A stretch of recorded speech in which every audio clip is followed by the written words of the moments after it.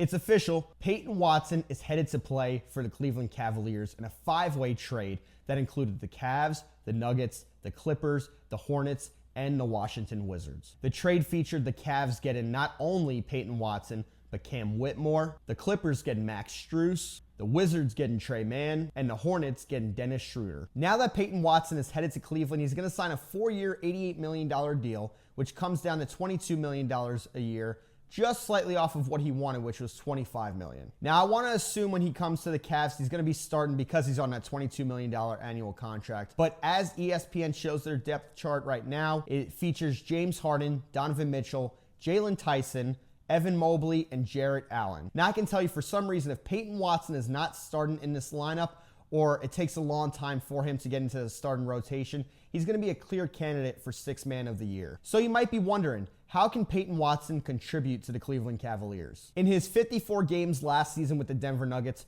Peyton Watson started in 40 of them, averaging around 30 minutes in those games. In those games, he was getting off about 10 attempts, making half of those, and 2 to 3 of them being three-pointers. And overall, he averaged 15 points, 5 rebounds, 2 assists, 1 block, and 1 steal per game. His season was cut slightly short, re-aggravating his right hamstring, which he did back in early February, but then did again on April 1st against the Utah Jazz. Just before the initial right hamstring injury in early February, he was showing some uptick in his game. The month I want to look back on is January 2026 because in that month, that's the most games he played within 1 month. It was also right before the right hamstring injury. In that month, he was playing about 36 minutes per game and shooting about 16 times and making half of those, being about 8 shots made per game. In that month, he also averaged about 2 3-pointers made on 5 attempts, which is also going to help the Cavaliers because they ranked 13th in threes made, and the percentage was about 36% on the season. In that month, like most months, his rebounds were defensive rebounds, so it was really helping on that side of the ball. And then on the other side of the ball, he was averaging around 22 points per game,